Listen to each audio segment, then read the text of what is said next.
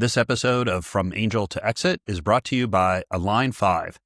Align 5 specializes in mergers and acquisitions for growth-focused entrepreneurs and family businesses. With decades of buy and sell side experience, they prioritize client alignment, avoiding conflicts of interest common in other firms. Align 5 delivers above average industry results by customizing strategies for diverse industries, ensuring optimal valuations and securing strategic acquisitions or exit partners. If you want to find out more, check out align5.com. That's align, the number 5.com. Are you serious about planning a successful business exit? From Angel to Exit is your go-to resource. Subscribe to our newsletter at eckfeldt.com/podcast for even more valuable insights. And to get personalized guidance, take our free exit readiness assessment.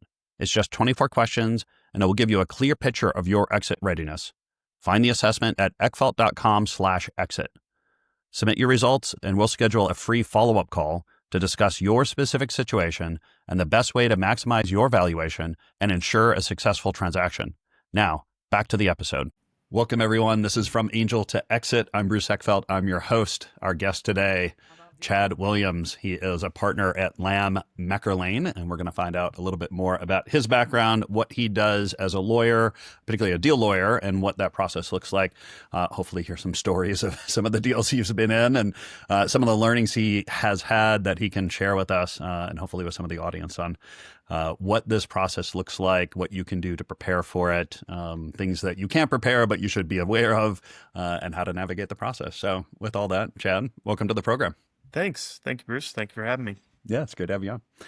So before we kind of get into all the lawyery stuff that you do, little background. I guess how did when did you know you were going to become a lawyer? How did how did you get into the field? Was this something you knew you wanted to do in kindergarten? Give me a sense of how you just kind of got into the space.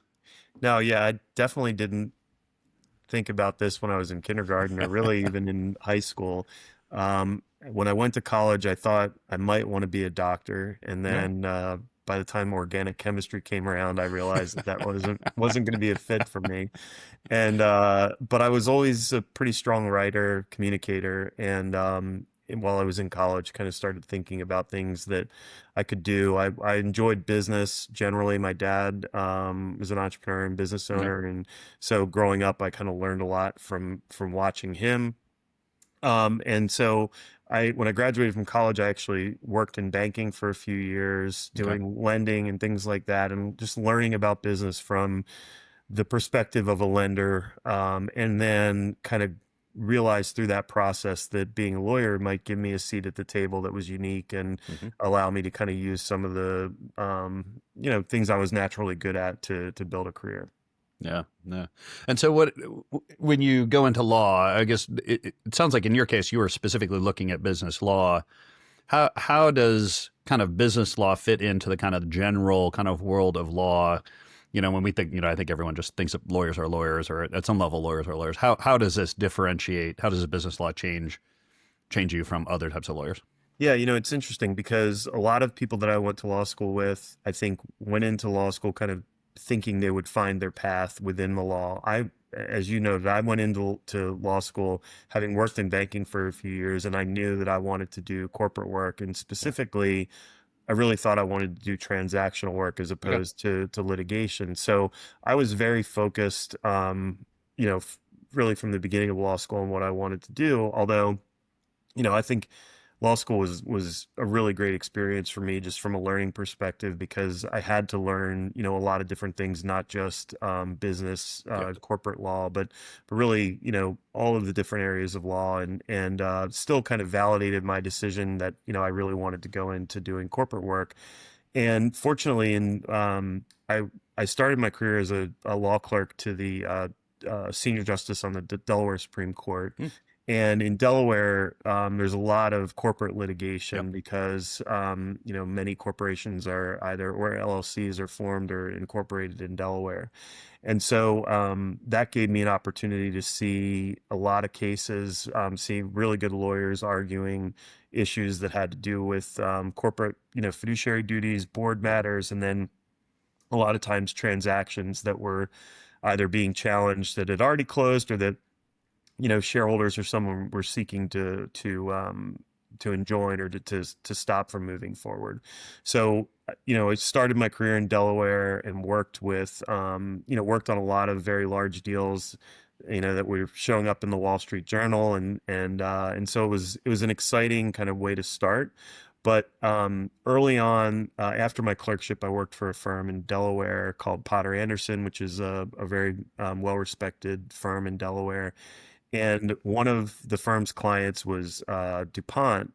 And we started doing, we were doing deal work for DuPont on joint ventures and things the investments that they had in other companies. Mhm. And that's where I got my first taste of doing actual, deal type work. Whereas kind of the traditional Delaware work was more advising boards of very large transactions, doing some of the private company work that I did for DuPont, where they were a public company, but they had invested in other companies, Yeah. gave me a taste of what that work looked like. And so that's how I sort of started my path into doing deal work. Yeah. Yeah. So I know one of the things we often talk about on the kind of the deal side is you really want a deal lawyer as part of your transaction, not just your regular business lawyer or kind of general corporate attorney. Give us a little sense of why or what makes it different to be a deal lawyer and someone who's really familiar with these transactions, and maybe why a regular kind of business attorney who's doing, non-competes or, kind of more transactional or day-to-day business kind of support. How is it different, or what makes you different from some of these other lawyers, and why is it important to bring someone in that actually has transaction experience into the Mhm. deal? Yeah, I mean, the law has become like many other professions and businesses have become very specialized. So, um, a lot of times, maybe 30, 40, 50 years ago, you could have a lawyer that kind of dabbled in doing Yeah. different things and was more of a general practitioner.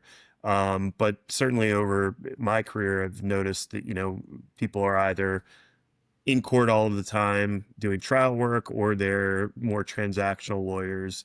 There's still, lawyers who span kind of both worlds, and I Hmm. certainly get involved in litigation matters, but usually from the side of trying to help negotiate a resolution and or working with litigators on those issues. But it is important because, if you think about it from, I'd say 90+% of my clients are founder owners Yeah. who have a private company, sometimes family businesses, but they're, nearly all private companies. And when the time comes to sell the business, usually it's, even for the best founder entrepreneurs, they might only have one shot at selling, a company that they've built, immense value in over a long period of time. And in almost every case, the parties on the other side are very sophisticated, who have Yeah. done, dozens, if not hundreds of deals. And so if you think about it just from that standpoint, having advisors, and not just lawyers, but accountants, M&A advisors, coaches who have been through transactions before, helps to level the playing field. And if you have someone who only dabbles in doing, a sale of a company to private equity or to a strategic buyer, while they may be a very good lawyer, they're not going to have a sense of what the some of the traps are, some of the things that if you're not aware of them, you can kind of waste a lot of time, or negotiate things that aren't really important and miss some of the things Yeah. that are important. Yeah. Yeah. It sounds like, I mean, my own personal experience and having been part of a lot of these, I mean, you can spend a lot of time talking about a lot of aspects of a transaction that, it you, will certainly chew up a lot of money, and may not get you, the kind of the terms or the actual deal structure that is really going to serve you well going forward. So, Yeah. being able to parse those things seems pretty important. I guess when do you like to get involved in a transaction or in a potential transaction, and what does the early stage of that look like? Like when you first get approached, when do you like to be approached, and what is kind of on the agenda early in the process? Yeah. So the ideal situation is where I'm familiar with the company, the owner. I've worked with them for some period of time and gotten to understand the business, understand their ownership structure and kind of the things that are important to them. Yeah. And I can get back to in a minute what the Yeah. value of getting involved earlier is to the overall deal. But there are many times where I'm getting involved at the time where the owner has received at least one letter of intent or term sheet. Um, and hopefully it's before he's signed it or she's signed it, but sometimes it happens Sometimes after. not. But but typically they're non-binding except for certain provisions like confidentiality and a exclusivity provision. But for the most part, it sets out kind of the high-level terms of a prospective deal. And if I can get involved before the term sheet is signed, that's great because then we can identify some of the areas that may be issues and try to nail down as much as we can going into the diligence phase. If we can get involved, even a year before the company goes to market, there's a lot we can do to really position the company and take advantage of some things, even from an estate planning perspective or tax planning perspective that might, make the deal even more attractive once you get into it. But, I'd say many times I'm getting the call right at the time that the business owner is getting ready to sell. But increasingly, I've got clients now that I've worked with for, a decade or more, and now they're starting to think about selling. And those situations are great because there's a lot we can do in the planning process and working with other advisors to really position the company. Yeah. Yeah. I guess walk us through. I mean, you mentioned, letter of intent and then due diligence. Like, well, give us a high level.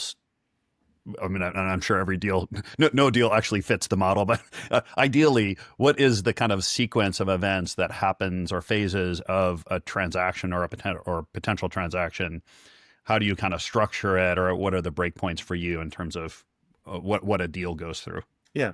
So, kind of if you think about it at a high level, you've got the LOI or term sheet phase, which is where, depending on whether the business has run a process, sometimes it might just be that they've gotten sort of a cold call and somebody that's expressed an interest, and they start to have those conversations, and then that results in an LOI or a term sheet. But that's the phase where you're kind of negotiating again, generally a range of values, kind of what the material terms of a deal would be. But, in almost all cases, those are non-binding. But what they do is they give the buyer the opportunity to then move to the next phase, which is a diligence phase. Mm-hmm. During that phase, the buyer is going to do financial diligence, operational diligence, and legal diligence. So Okay. the three differences there are: financial diligence is just what it sounds like. They're going to come in and do either quality of earnings or some type of financial review, going all the way down to, transaction level and confirming that the numbers that were presented during that early stage are accurate and reflect kind of the financial performance of the company over a, reasonable period of time. Mm-hmm. Operational diligence, they're going to come in and, depending on who's going to be running the company post closing, they're going to want to understand how the company does what it does. How do they, if they're making things, how do they procure, the supply, their goods or what they're preparing, and then what's their manufacturing process, things like that. If it's a technology company, they're going to look at the process of developing code and how it's, how the teams are set up and how they design and build and do those types of things. If it's a services company, they're going to look at the different aspects of the business and figure out how those services are delivered. They're going to look at sales process. They're going to look at, really think about the process oriented, and what they're looking for is where are the areas that we can come in and make changes that will, make the company more profitable or help them grow. That's an area where I think coaches, particularly companies that I worked with that have some sort of operating system and that are working with a coach are very well prepared for that aspect of diligence, because they can show a very thoughtful process into how they've built the company. It doesn't mean that the buyer won't come in and think that there are things that they can change, but I think it positions the company very well. And then the legal diligence aspects are really looking at things like vendor contracts, intellectual property, invention assignments, organizational structure. Really, if you think of all of the legal aspects of a company, both inward and outward facing, Okay. the buyer is going to do diligence on that. Typically when you get through, halfway through the diligence period and the buyer's comfortable that they're validating a lot of what they thought when they signed the LOI, then the lawyers will get involved and start moving towards negotiating the definitive purchase agreement. And so it's either going to be structured as an asset sale or a sale of the equity. Depending on which way you go, there are different provisions that are implicated in those types of deals. But generally, you're then negotiating the purchase agreement that will have, the material purchase terms, if it's all cash or if it's cash plus equity or cash plus equity and an earnout, you'll negotiate those terms. The reps and warranties, which are what they sound like, basically the seller is making certain statements about the business, disclosing certain things. And then, working capital and indemnification are other big areas, and we can drill down as much as you want on that. But generally, those are the things that you're negotiating in a purchase agreement. And then you get to the end where you're really doing some ancillary documents, whether it's an employment agreement, a consulting agreement, a lease, anything that's sort of related to the transaction, but outside of the core purchase agreement. And then you get to closing and money is wired. And then depending on whether the owner is staying behind or going off to do something else, then that's kind of the next step after that. Oh, that's great. I guess a couple questions in there just to help with the audience. So you mentioned asset versus equity sale. Give us a little sense of what those mean and which types of exits go which type of way for what reasons. Give us a little insights on that. So, yeah, I mean, the factors that drive that decision are really generally what the buyer's preference is in terms of how they like to do the deal. And then what the seller, from a tax standpoint, how the seller views that deal. From a legal standpoint, if the buyer is acquiring the equity, they're essentially stepping into the shoes of the previous owner. So any liabilities, anything that happened in the past, both positive, negative, would be essentially assumed by that buyer unless they specifically carve that out of the deal. Got it. In an asset deal, it's essentially you're buying whatever assets in the business that there are, and typically you're leaving liabilities behind. And there's a whole, variety of ways in each of those deals that you can make, changes within the purchase agreement that change the overall nature of that. But one reason why a party might want to buy the equity as opposed to the assets would be if there are contracts in the agreement that have assignment provisions that would require the seller to go out to all of the counterparties to those agreements and say, we want to assign to this new buyer. That can become a complicated process. It exposes the seller to risk because if those contracts don't assign, then, does the buyer still have to move forward? And it can cause disruption to those relationships. There are all sorts of factors that come in there. If the buyer is acquiring the equity and the contracts don't have a change of control provision that say, if the ownership of the company changes, then, in most cases, those contracts might not have, you might not need to let the other party know. And as long as, the company continues to perform and do what they need to do, then there's, usually no problem. But, there are a lot of, there are both business considerations as well as tax and financial considerations in terms of why you would structure one versus the other. Yeah, helpful. So I'm curious on kind of high level deal points. Like when you first start working with a company, and say it's, before you even have an LOI, they're coming to you saying, hey, look, we are going to be exiting or we'd like to exit at some point. Like what are the big questions that kind of come to the table in terms of the type of deal you're going to do, like the big, kind of terms that need to get kind of discussed, at least directionally, so that like, or at least you can advise them on how to kind of shape the deal or what type of deal to look for or, what to be focused on when you get into actual LOIs and due diligence and things like that.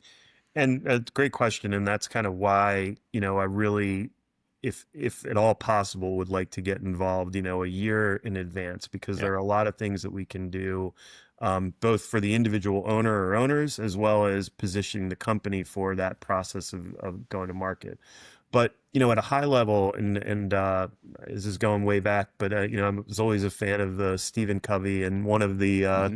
principles was begin with the end in mind. So Yeah. usually, if I am having a conversation with a client that's a year or more away, I'll say, think about, what does a perfect deal look like?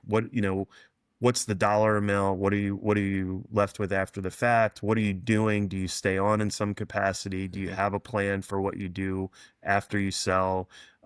Really try to get the mental aspect of the transaction, so that the owner can be very thoughtful about what that looks like. Sometimes owners will have a number in mind, but then when they run through kind of the tax and other issues with how that nets out, they look and say, wow, that number is not what I expected it to be, and that's not going to work. So doing that work at the front end to know kind of what the numbers have to look like, because usually you're dealing with somebody who's built a great business that's producing cash flow. They're maybe running a lot of things through that. The mix Hmm. between business and personal, starts to get blurred. And then all of a sudden they wake up and they've sold their company, and now they don't have any of the infrastructure that they once had. They might have an assistant who is helping with a lot of things. They might, Hmm. have all of their emails in one place. So there are a lot of things that aren't necessarily part of the legal part of the deal, but there's things that people have to think about.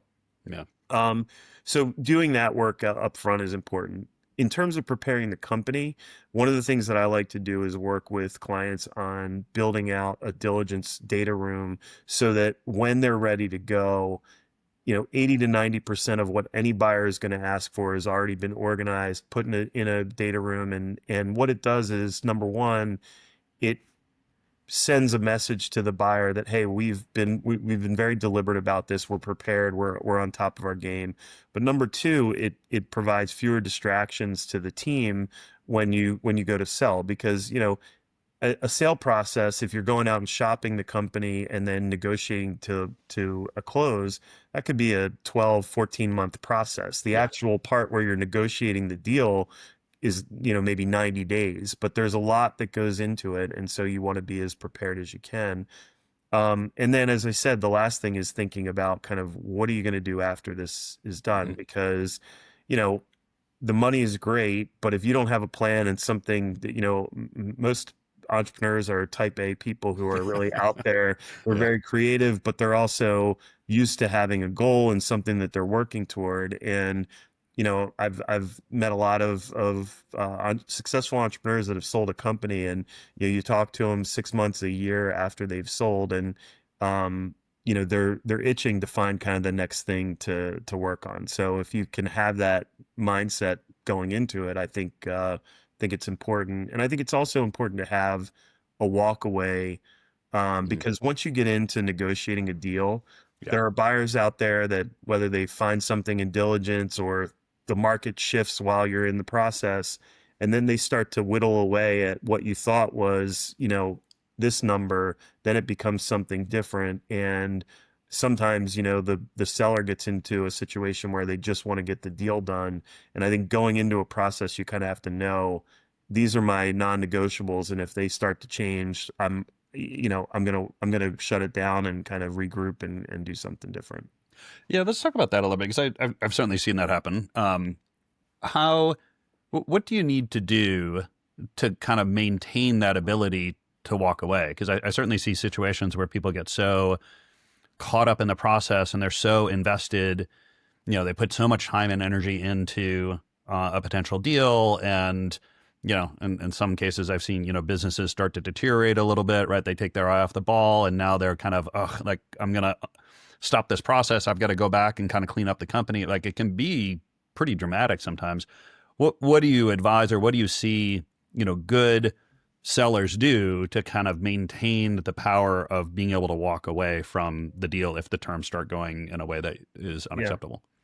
Well, I think first it's kind of being honest about what's driving the decision to sell in the first place. Because Hmm. if you're burnt out and you're, you know, you just have gotten to a point where you're ready to move on to something different. Hmm. Um, that may be very different than someone who loves what they're doing. They can see the next 10 years of growth, but they're presented with a great opportunity to maybe, you know, sell 80% of the company, hold on to 20% Hmm. and take de-risk, because a lot of times an owner will have the vast majority of their net worth tied up in the value of their business. Yeah. So really it's being honest and being clear about what's driving the transaction, and then communicating with all of the members of the deal team, your advisors, your senior executives, whoever else is involved, that look, these are the things that we must get out of this deal. These are the things that are nice to have. And as long as our must haves don't, start getting whittled away, we can negotiate on the fringes on some of these other things. But having sort of that core list of things that if a seller or if a buyer starts to push back on things that they've, that are material deal points, that you just say, no, we won't do that. And be willing to kind of stand behind that. So if you say no, you don't want to play games where, well, I'm going to say no, and then, you know, if they won't give in on this point, I'll go back and negotiate. Because once you do that, you've really lost sort of any leverage that you have. So Yeah. I think it's being very clear about what the objectives are, and not, deviating from that if you can avoid it. Yeah. I know I've seen some pretty complicated deal terms, and I'd be curious to kind of get your take on how you kind of advise around some of these things, because I've seen, there's kind of cash at sale components. There's deferred payout, right? So it's a note or some kind of fixed payment, sometimes collateralized, sometimes not.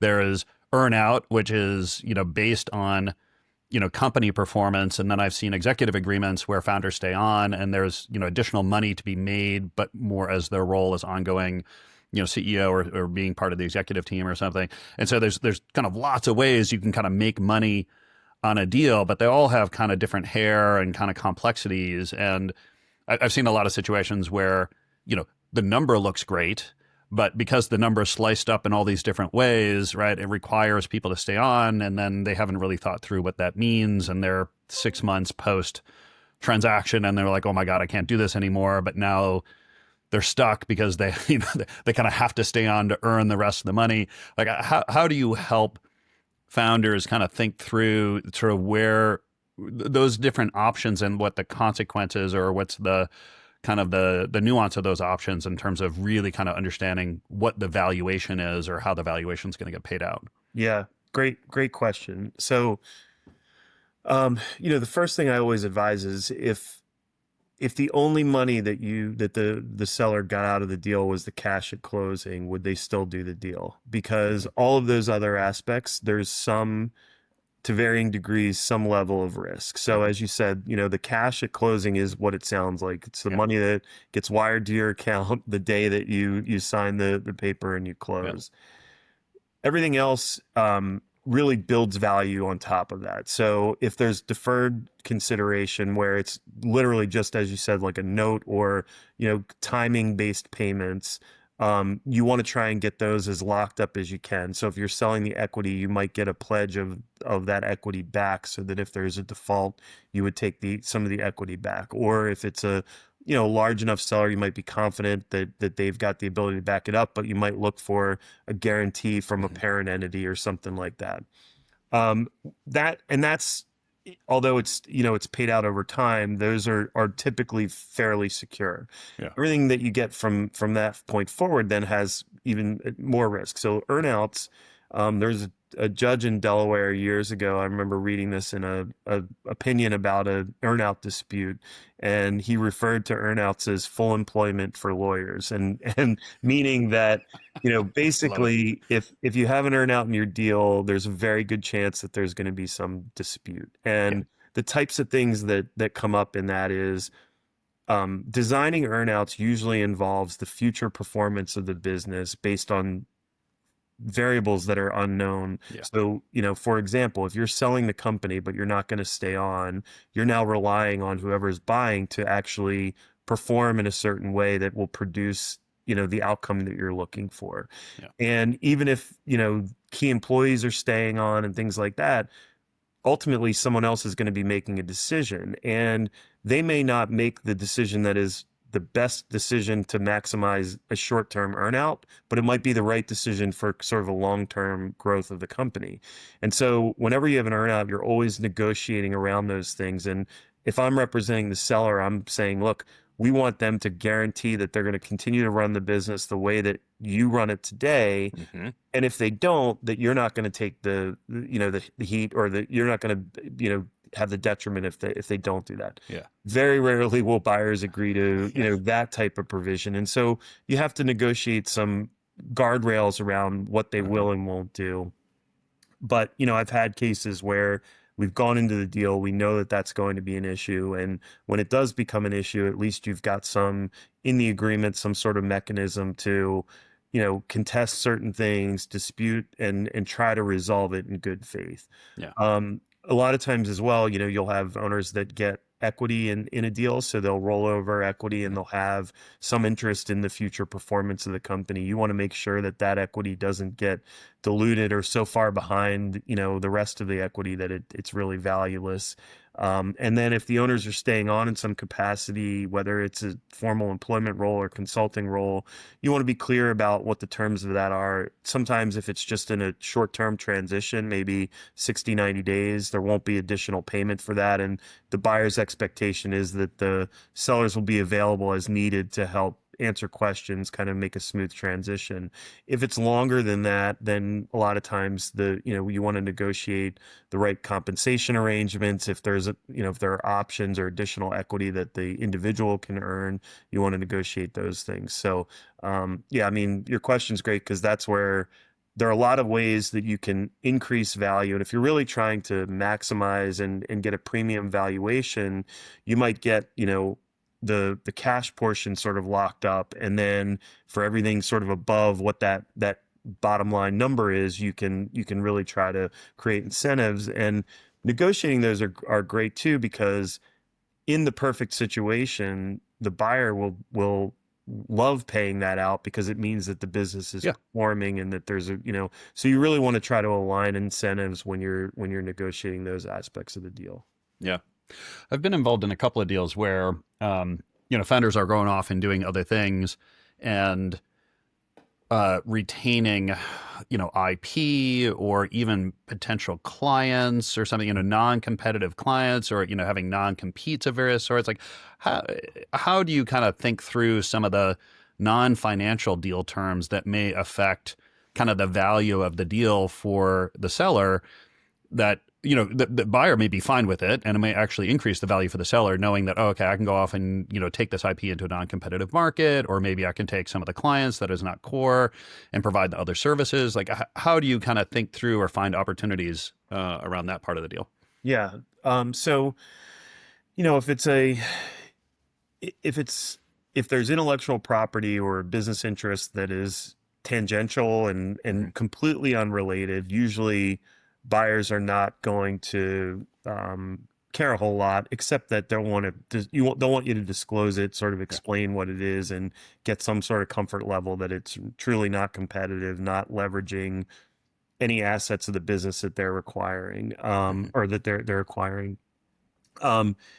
It gets, but as you can imagine, from a buyer's perspective, they want to know that they're not buying a business and then basically funding their competitor right out of the gate. Yeah, so, exactly.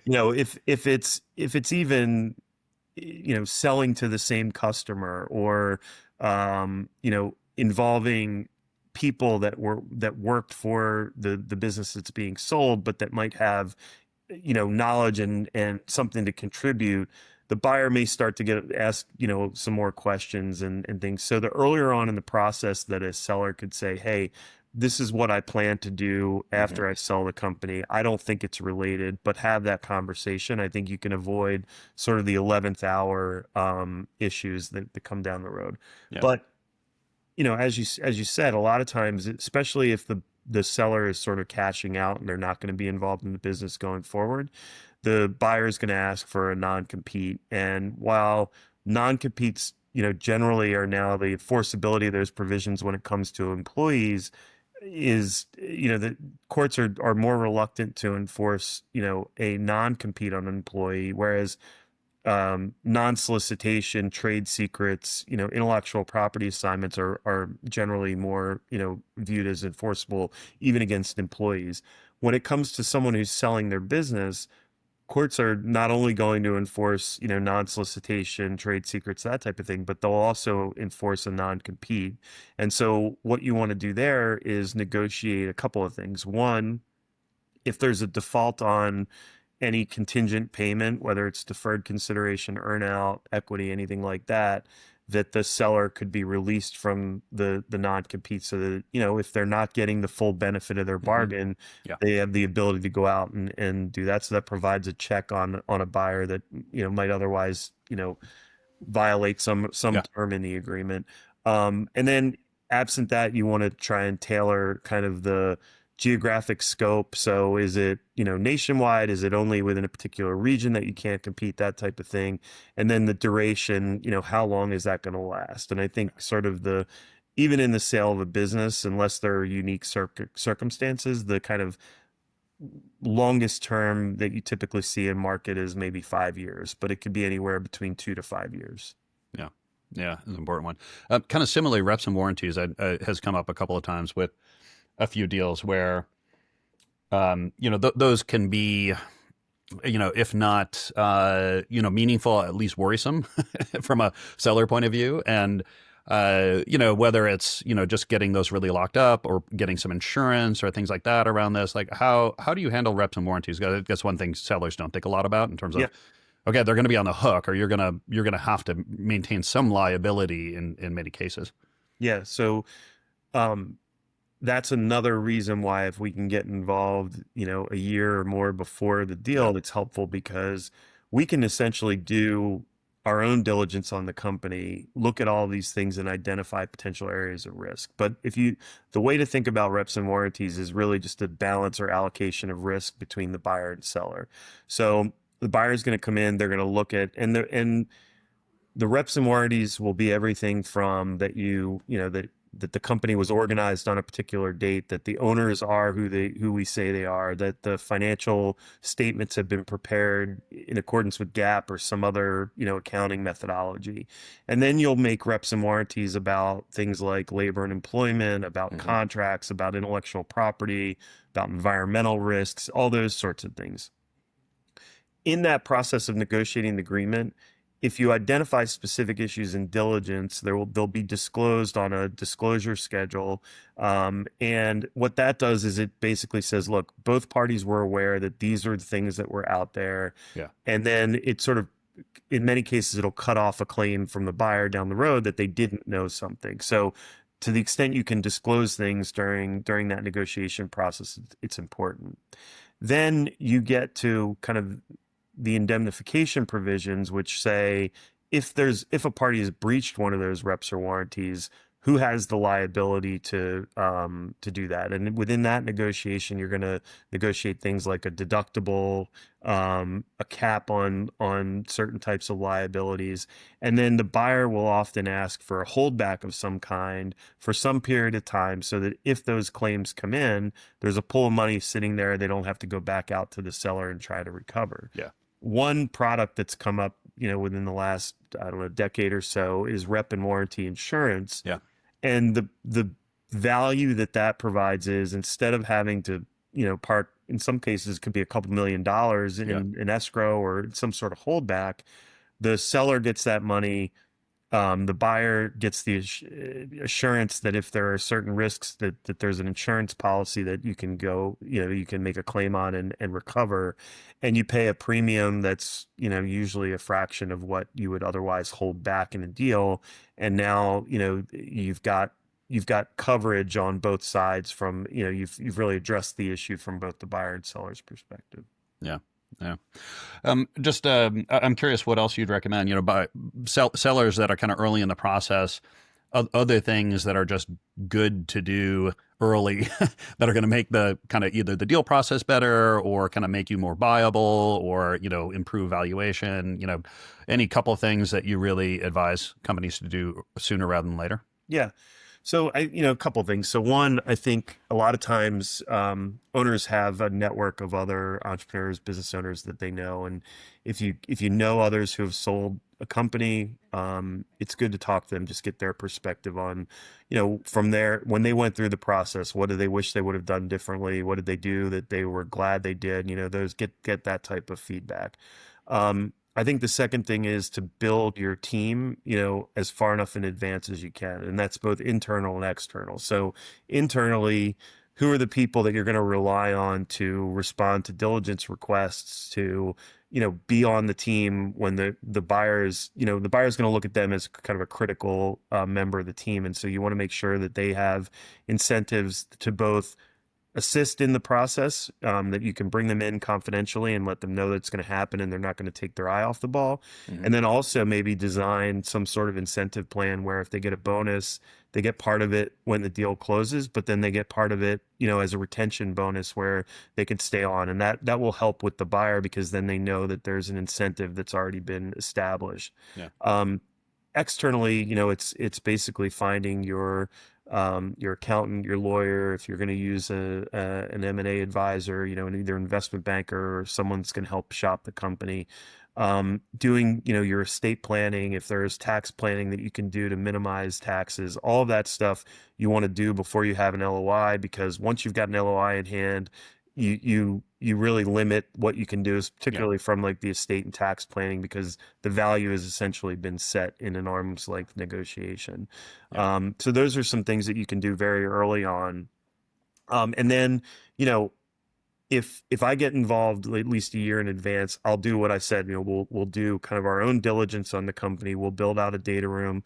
Sometimes clients will even do a quality of earnings review so that they can identify any issues that might come up with a buyer and either address them now so that they aren't an issue when you go to sell, or at least you're aware of it so that when it comes up during diligence with the buyer, you have, an answer for how you want to solve it, or you're not surprised. So really doing all of that work in advance is, it levels the playing field, because again, you're dealing with buyers who have a lot of experience doing deals. Mm-hmm. They know, and most, I would say, most don't want to get off on the wrong foot because they're buying your company because they think it's great and they believe that there's value there.